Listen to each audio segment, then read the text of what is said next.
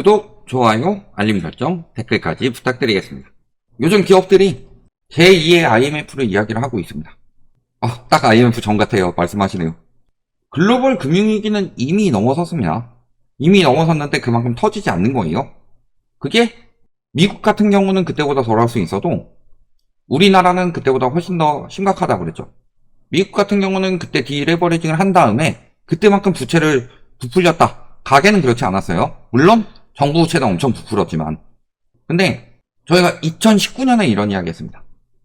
가계부채로 인해서 경제적 문제가 굉장히 커질 수밖에 없다고. 그게 소비 감소, 출산율 저하 이런 것들 다 가계부채 때문에 생겨나는 일들이라 그랬죠. 그리고 그 가계부채가 커지는 만큼 양극화가 심해지고 소비 감소되면 먹고 살긴 더 힘들어지죠. 그리고 근로소득보다 불로소득이 더 대우를 받죠. 지금도 여기 가서 댓글 달고 있어요. 돈 번 사람들 욕하는데 그게 뭐 가난한 자의 발상이다. 저희 늘 이야기하지만 돈 번 사람들 욕하지 않습니다. 부당하게 돈 번 사람들을 욕하는 거지. 예를 들어서 내가 사업 잘해가지고 돈 버는 거 그거 가지고 뭐라고 안 해요. 근데 집 가지고 장난질 치는 건 되팔렘이죠. 그리고 지금 집값 올려놓은 거야 다 미래 세대 돈을 미리 땡겨다 쓰고 있는 거예요. 미래 세대 다 끌어다 쓰고 있으면 자식 낳겠어요? 내 자식이? 그거 다 갚으면서 살아야 될 텐데? 그러니까 애를 안 낳는 거잖아요. 그런 것처럼 지금 IMF 때보다 더 힘들다고 하고 제2의 IMF 터진다고 많은 기업들이 이야기를 하고 있어요.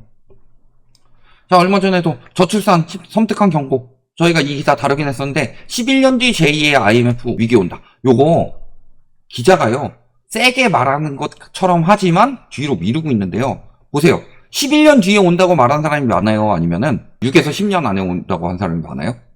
이때가 훨씬 더 많아요. 5년 단위 기간으로 살펴보면 6에서 10년이란 답변이 가장 높았다. 저출산 고령화에 따른 경제 위기가 올 수 있다. 근데 문제는 저렇게 길게 볼 것도 아니죠. 왜? 저때 제2의 IMF가 오냐? IMF 위기는 크게 두 가지를 생각해 보실 수가 있습니다. IMF 전과 후. 그럼 IMF 전에 생겨났던 위기들은 무슨 문제들이에요? 결국에는 환율이 튀어서 생겨난 문제들이죠. 환율이 왜 튀었어요?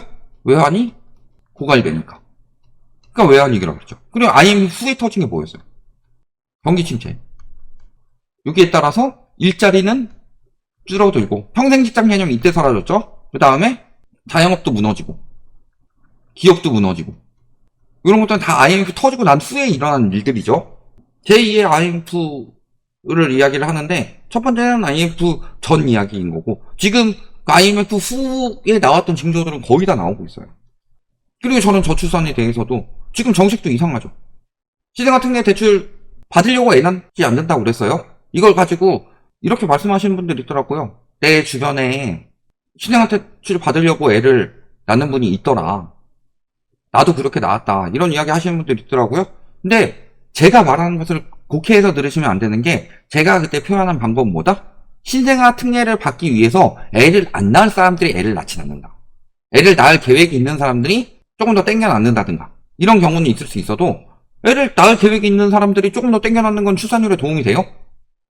어차피 낳을 애를 낳는 건데 출산율을 늘리기 위해서는 애를 안 낳는 사람들 자녀 계획이 없는 사람들도 자녀 계획이 있도록 만들어야 되죠. 근데 자녀 계획이 있는 사람들은 그대로 낳는 거고 없는 사람들은 안 낳게 만들면은 이게 출산율에 도움이 되는 거예요? 부동산에만 도움이 되지?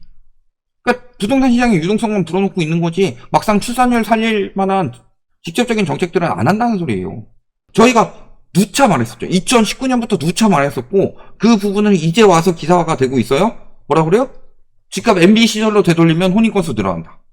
혼인을 해야 애를 낳죠? 그 다음에 2015년 집값 수준 가야 애 낳는다. 하다못해 이명박 박근혜 대통령 시절 그때까지 집값을 낮춰야지 결혼하고 애를 낳는 건데 그 부분을 집값을 안 낮추려고 하면서 신생아 대출을 풀면은 조삼모사죠. 뒤에 나올 거 조금 더 빨리 낳는 정도는 있어도 출산율이 더 늘어나진 않죠. 심지어 집값이 안 떨어지기 때문에 여유되면 낳으려는 사람들도 여유가 없어서 못 낳고 있죠. 그러니까 오히려 출산율이 갉아먹혀졌죠. 신생아 특례 언제 나왔어요? 올해 2월에 나왔죠. 올해 1분기 출산율 어때요? 올랐어요? 떨어졌어요? 떨어졌죠. 이게 문제는 아까 6에서 10년 이야기도 있고 11년 뒤에 이야기도 있고 그때 제2의 IMF가 오는 게 아니라요. 그때부터는 잃어버린 30년이 온다. IMF 같은 비슷한 것들은 그 외적으로 지금 상황을 보면은 그때 오는 게 아니라는 게 보여요. 자, 기업부채 어때요? IMF 때보다 더 심각하다고 하죠. 가계부채는. 이 가계부채 잡힌 게요, 실질적으로 디레버리징 된 거 아닙니다. 가계부채 어떻게 잡았어요? 우리나라 가계부채 잡는 방법. 첫 번째, GDP를 높게 설정을 한다. 두 번째, 보험 약관 대출 같은 것을 대출 총량에서 뺀다. 이런 형식으로 잡고 있어요. 그래서 GDP 대비 가계부채는 줄었다고 하는데 가계부채는 늘고 있죠. 세 번째, 정책 대출이나 대환 대출 등을 토대로 금리를 낮춰서 대출이 불어나는 속도를 줄인다. 그러니까 가계부채가 준다고 하더라도 막상 줄어든 체감이 되는 사람이 없고, 이런 식으로 부동산 부추기니까 결국에 3월, 4월에 가계부채 다시 부풀기 시작했죠. 주담대를 중심으로. 미친 거 아니냐. 집값을 잡을 생각이 없다니까요. 그래서 무슨 부동산 심판이에요. 집값 부양하려고 하는데. 허경영이야 자기 자신을 공중부양하지만 이번 정부는 집값을 통째로 부양을 하고 있어요. 훨씬 더 허경영보다 뛰어난 사람이죠. 이런 이야기하면 정치 얘기한대요. 정치병 환자들은. 정책 이야기하는 거예요. 정책을 개판으로 하고 있으니까. 출산 정책 하려면 집값부터 잡아야 되는데 집값을 부양하고 있는데 무슨 출산율이 올라가냐. 그래서 돈은 쓸데없는 데다 쓰고 있는 거고. 빚 많이 진 신혼부부들은 괜찮아요? 빚 많이 져놓고서 애 낳으면 살림살이 괜찮아져요? 자영업자들은 어때요? 자영업자들도 IMF 때만큼 힘들다고 하잖아요. 경제 나아진다는데, 경제 성장률 올라갔대요. 경제 성장률 올라간 거 느끼는 분 누구 있어요? 이게 지금 혹시 경제 성장률, 1분기에 경제 성장률 올라갔고, 1분기에 보니까 좀 살만해진 것 같다라고 느끼시는 분 얼마나 돼요? IMF 직전까지도 경제 괜찮다고 그랬어요. 이때가리들이 뭘 알아요? 지들은 괜찮지. 근데 서민들은 죽어가고 있죠. 지금도 보시면은 예전에 괜찮다는 상권들 가서 보시면은 예전보다 공실이 어마어마하게 늘어난 거 보실 수 있을 겁니다. 자영업자들이 먹고 살기 힘들죠. 그 다음에 예전 같은 경우는 알바도 많이 쓰고 그랬는데 요즘에 보면은 다 그냥 주인장이 다 알아서 하는 그런 가게들도 엄청 많아요. 근데 어떻게 경제 성장률이 살아났다고 그러냐? 수출 늘어난 거? 그 다음에 분양가 올리는 거? 이거 가지고 경제 성장률이 올라갔다고 자화자찬을 하고 있고, 소비 늘었대요. 소비 늘었는데 물가 상승률보다 소비 안 늘었으면 소비는 준 거예요. 화폐 가치 하락이라고 그렇게 이야기하면서 왜 소비 늘어난 것에 대해서는 그냥 소비가 활성화된 걸로 이야기를 해요? 음식점 포함 소매 판매액 지수는 0.3% 감소한 데 이어서 지난해에는 1.4%로 감소폭이 확대가 됐다.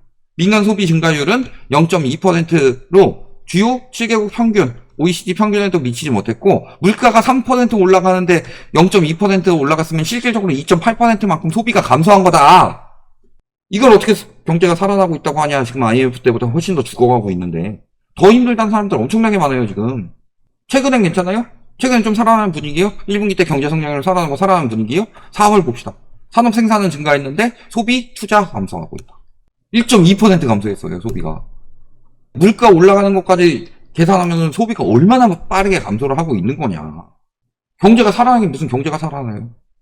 그걸 가지고 경제 성장률 상향 조정해서 왜 자꾸 그런 식으로 하는지 알아요? 경제 성장률 상향 조정하면은 GDP가 높아진다는 소리죠? GDP가 높아지면은 가계부채 늘어나는 거 안 위험하게 보일 정도로 상쇄할 수 있으니까.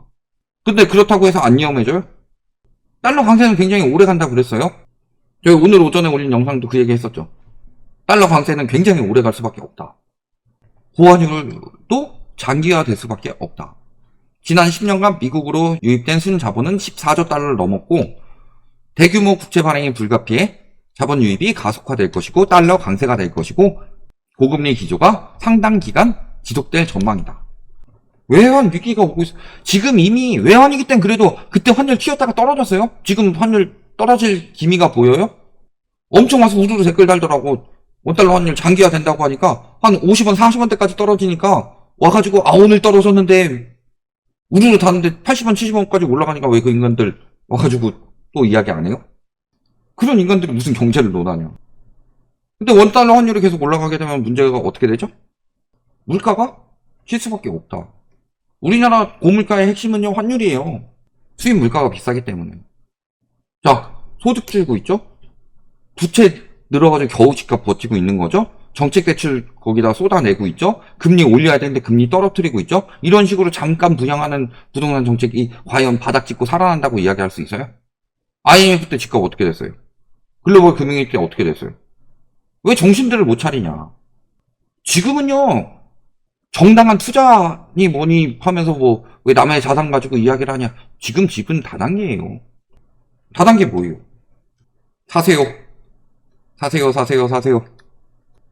이 건설 마피아들 중점으로 그 밑에 이제 유튜버나 언론들 막 이런 거 하고서 그러면은 뭐 부동산 고순위 뭐 해가지고 사세요, 사세요 이런 식으로 다단계 퍼뜨리고 있어요. 근데 다단계의 문제점이 뭐예요? 옥장만 산다고 해봅시다. 다단계에서 옥장만 샀는데 옥이 아닌 것 같아. 플라스틱 같아. 불량하고 비싸죠. 지금 집값 싸요, 비싸요? 비싸죠. 불량해요, 안 불량해요? 하자 계속 터지는 거 봐라. 이게 무슨 자산 투자고 뭐 그래요. 지금 부동산 시장은 다단계예요. 다단계에 미쳐가지고 다단계 해가지고 돈 번다는 사람들이 있습니다. 언제까지 그게 지속이 될 것 같냐. 비싸고 불량한 거 언제까지 그 사람들이 계속 사줄 거라고 믿냐. 근데 그걸 사지 않으면은 당신이 바보 되는 것처럼 이야기를 해요. 저기 약장수들이 노인들 모아가지고 이거는 뭐 무한 단물입니다 뭐 해가지고 팔아치우는 거랑 다를 바가 뭐냐. 사기꾼들이 이야기하는 거랑. 잘 생각해봐라. 본인이 지금 가스라이팅 당해서 그런 게 아닌지. 경제가 무너지는데 집값만 올라간다. 혹은 다 망하는데 그래도 서울 수도권은 수요가 있어서 집값이 올라간다. 이런 말도 안 되는 논리가 본인이 확증 편향에 빠져있지 않으면은 조금만 이성적으로 생각해보면은 아 이게 심리가 아니고 광기구나. 이런 것들이 눈에 콩깍지만 벗겨지면 바로 느껴질 거다. 여기까지 말씀드리겠습니다.